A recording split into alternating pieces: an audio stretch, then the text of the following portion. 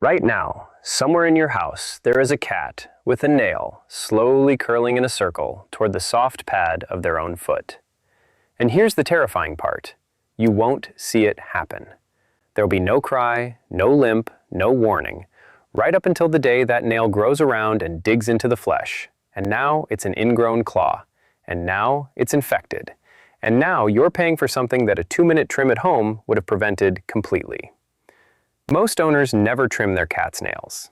Not because they don't care, but because the one time they tried, it turned into a screaming wrestling match, and they swore never again. Hi everyone, I'm Leo Bennett, your neighborhood cat guy, and today I'm going to fix that for you, permanently. I'm going to show you how to trim your cat's nails at home by yourself with no blood, no wrestling, and no trauma. Because here's the truth almost nobody tells you. When this goes wrong, it is almost never the cat's fault. It's technique. Master a handful of things the pros know, and your cat forgot to be afraid, and the whole thing becomes cuddle time with a weird interruption. Hit subscribe, and let's start with the thing you have to understand before you touch a single nail. First, why this actually matters. Because if you think this is about saving your couch, you're underselling it. Saving the couch is a bonus. This is about pain. A cat's nails grow continuously, the same way ours do. Outdoor cats and young, athletic cats wear them down on rough surfaces, climbing, scratching, tearing around. But your indoor cat, and especially your senior cat, does not. A 15-year-old cat is not scaling the furniture the way she did at 2, so the nails just keep growing. And a cat's nail does not grow straight.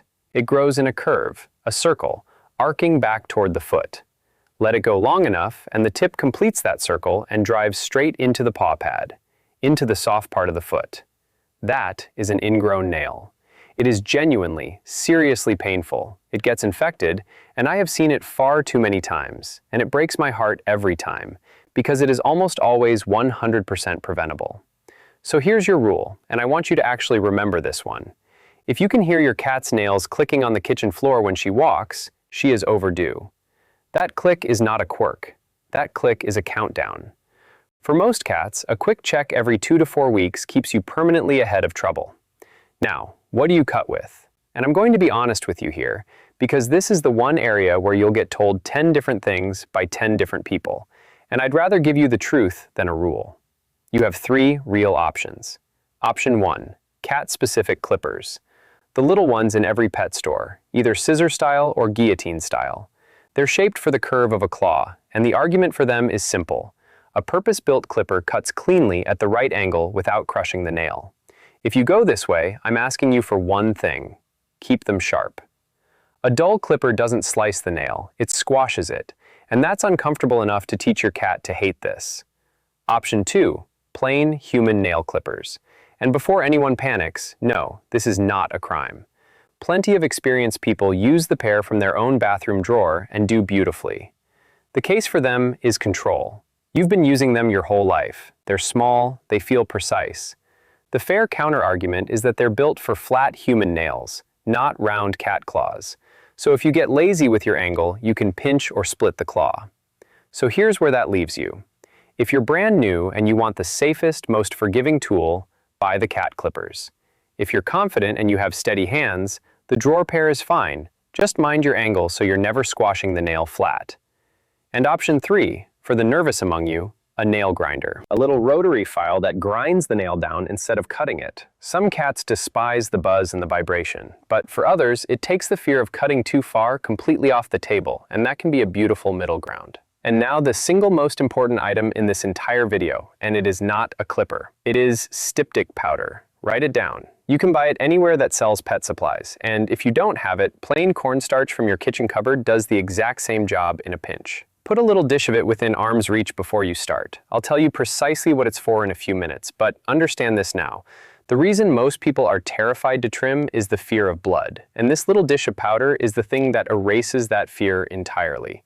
Do not skip it. Before the cat is even in your lap, you set the room. This is where the whole thing is won or lost, and almost everyone rushes it. You want quiet, no other pets barging in, no chaos, no noise, no audience. You want good lighting, and I mean really good lighting, because you are about to make a decision about exactly where to cut, and you cannot make it in the dark. And you want grip. A towel or a blanket over your lap or your surface so nobody is slipping and scrambling on something shiny and feeling unsafe. And then, this is the part people ignore. You pick your moment. Do not go hunting down a cat who is mid-zoomies, wild-eyed, tearing around the house like she's had 4 espressos. You want the sleepy one, the post-meal, warm, contented, half-asleep cat. Timing is not a small detail. Timing is half the entire battle. And let me take the pressure off you right now, because this single sentence is why so many people fail. You do not have to do all 4 paws in one sitting. You don't. If you get 2 nails done today and the cat's had enough, that is a win. Stop. Come back tomorrow. Nobody is handing out medals for doing all 18 in one go, and pushing for all 18 is exactly how you create a cat that runs from the clippers for the rest of her life. Now, positioning, and this is where I'm going to give you the professional's secret, the one thing that separates a calm trim from a rodeo.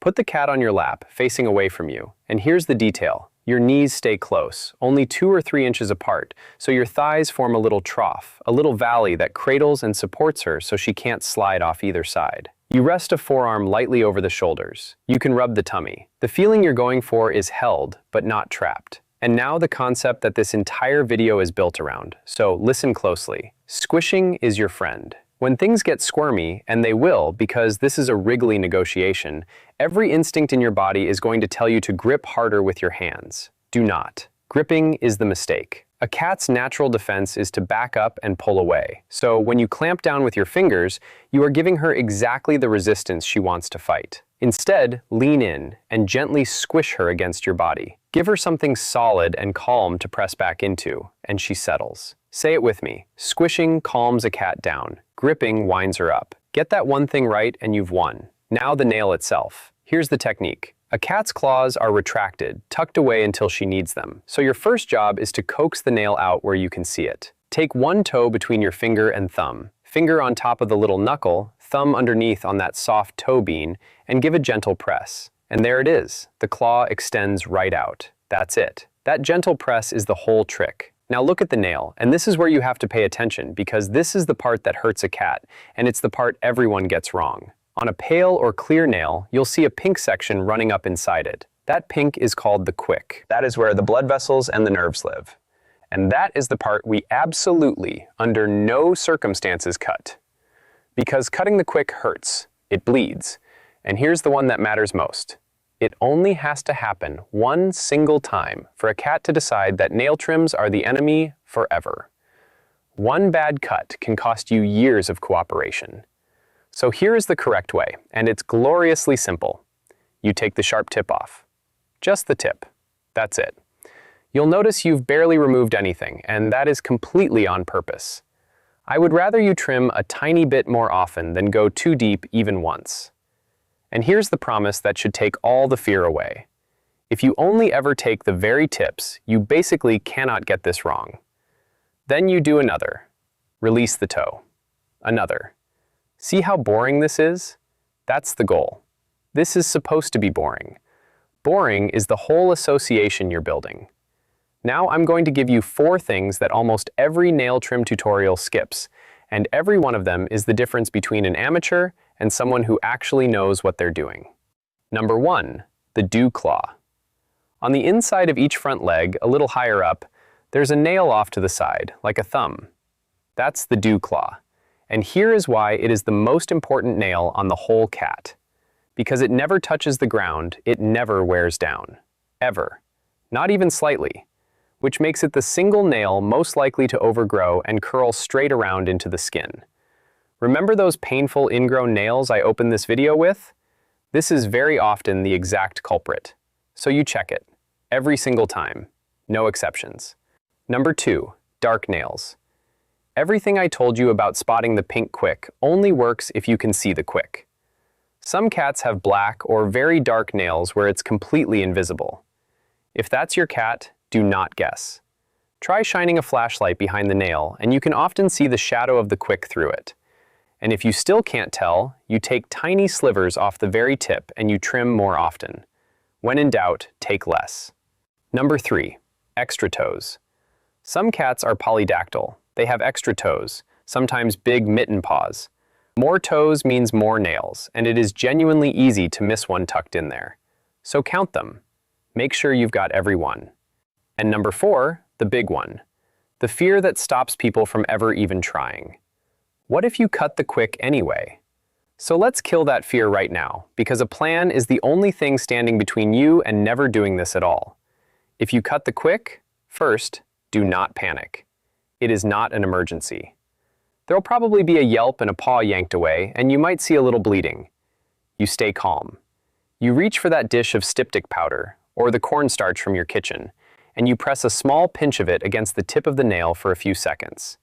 It stops the bleeding, usually within a couple of minutes. And here's the thing that should reassure you completely. Even if you did nothing at all, it typically stops on its own within about 5. Then you give a treat, you take a break, and next time you cut a little further from the quick. That's the entire disaster. That's it. Once you know you have a plan for the worst case stops being scary, and you'll actually pick up the clippers. Once the front nails are done, the hard part is behind you. There are no shredded forearms waiting on the back feet, so you can relax into them. Support with one arm, squish gently the moment things get squirmy, press each toe to pop the claw out, same as before. Tips only. And that's all 4 paws. Done. Just like that. But watch what I do at the very end, because this last piece is as important as anything else in this video. Straight down onto the floor and let go. No fuss, no ceremony, no long goodbye. The lesson you are teaching in that clean, calm release is that the moment the trim ends, freedom returns instantly. That's what tells her this whole thing was no big deal. And that's the entire philosophy, really. End on a good note, every time. Reward at the finish, a treat, a favorite toy, a lick of something tasty, and learn to read the signs that she's had enough. Whiskers pulled back, tension through the body, a paw pulling hard against you, a little vocalizing. The second you see those, you wrap up on a positive note instead of forcing through. Because here's what most people get backwards. Pushing through to finish the job doesn't win you anything. It costs you the next 10 trims. Honoring that "I've had enough" signal is what builds the trust that makes every future session easier. So if you take one thing from this video, let it be this. Your cat is not fighting you because she's difficult or stubborn or out to get you. She's a small animal who does not understand what those clippers are, doing her best to feel safe in a strange situation. Everything about the way she reacts is in your hands, not hers.